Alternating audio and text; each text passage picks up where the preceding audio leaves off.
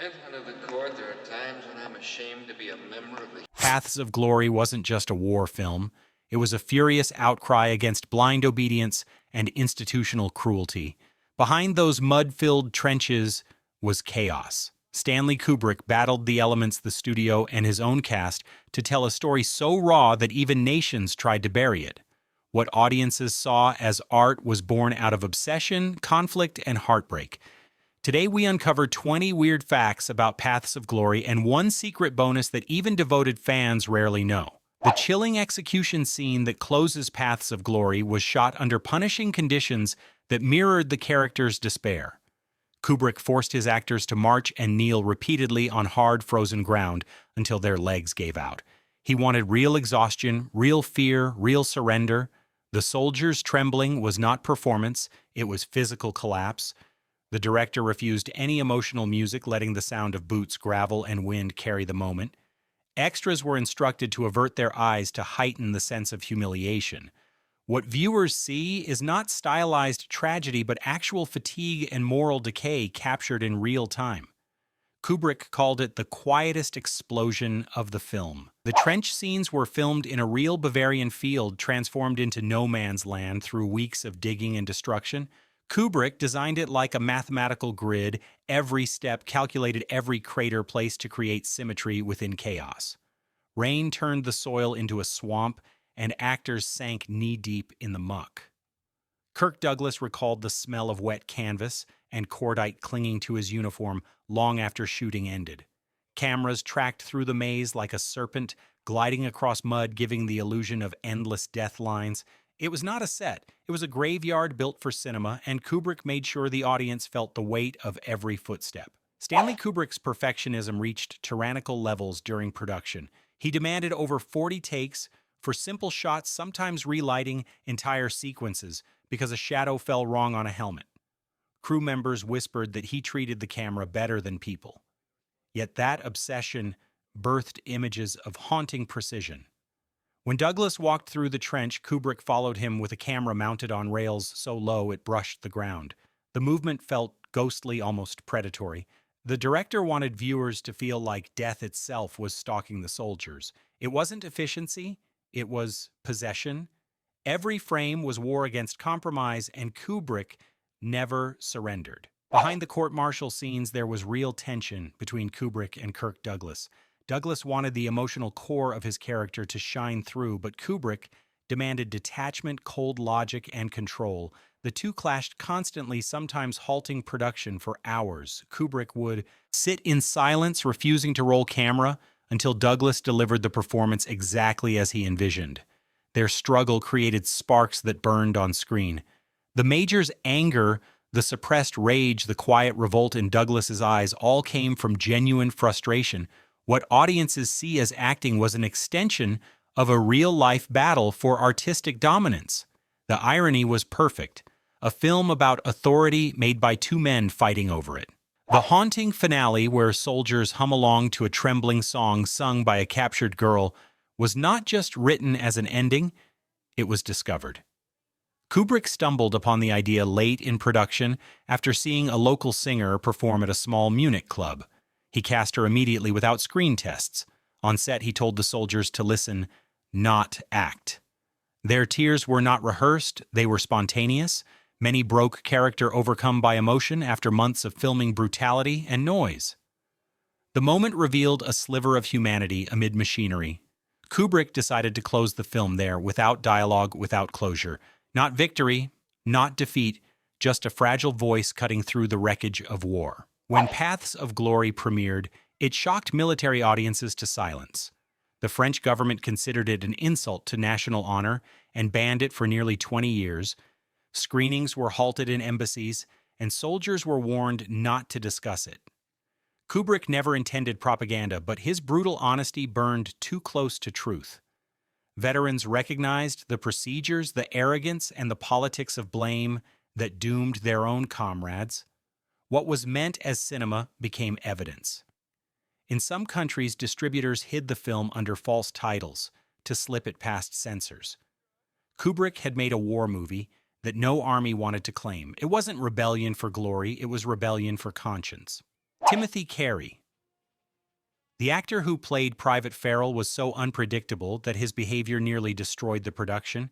He went missing for days, refused direction, and even claimed to have been kidnapped just to avoid a scene. Kubrick finally fired him mid-shoot and used a double for his remaining moments.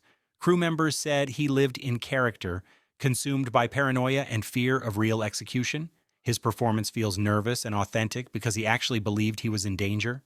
Carey's dismissal delayed filming, but Kubrick refused to reshoot the scenes. He said the man's madness fit the story too perfectly. What looked like chaos became truth caught on film. The castle interiors representing the French headquarters were filmed in a real Bavarian palace that dated back centuries. Kubrick wanted the elegance of marble corridors to contrast against the filth of the trenches. The irony was deliberate, polished floors hiding moral rot.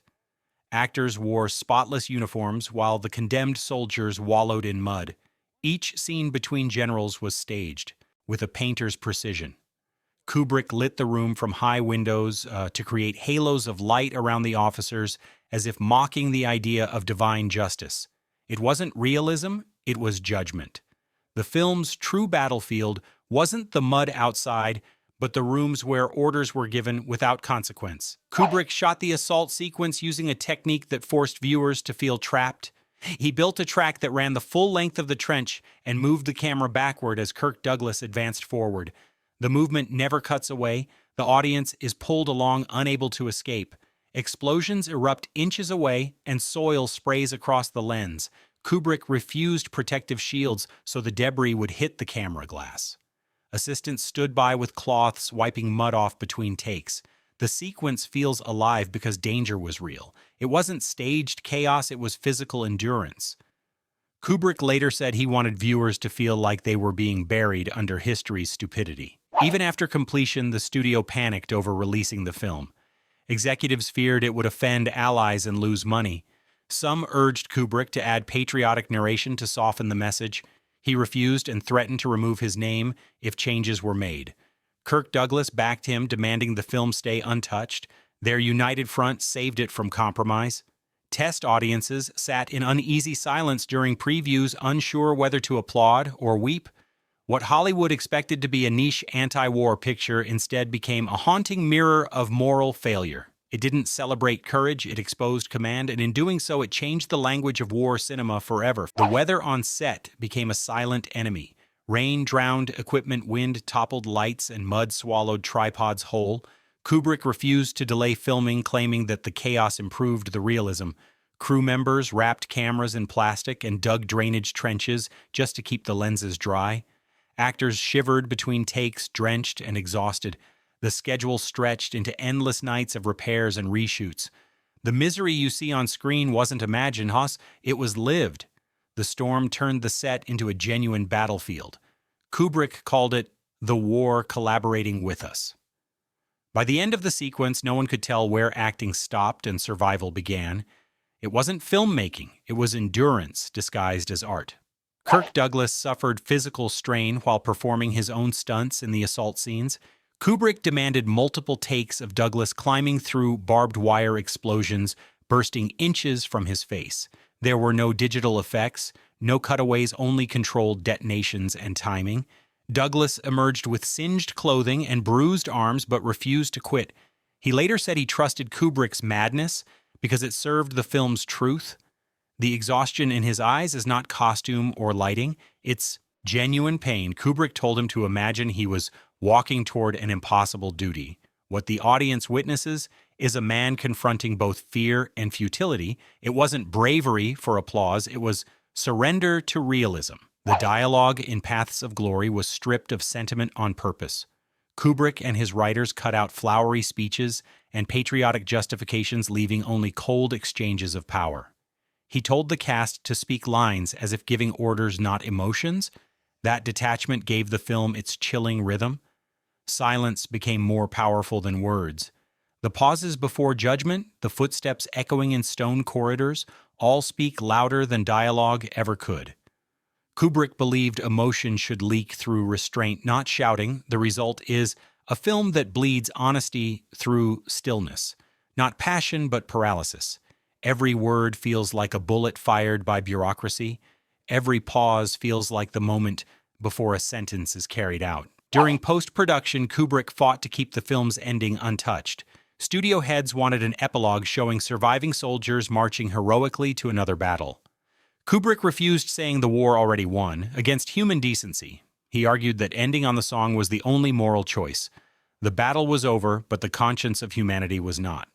Executives threatened to cut funding for his next project, but he stood firm.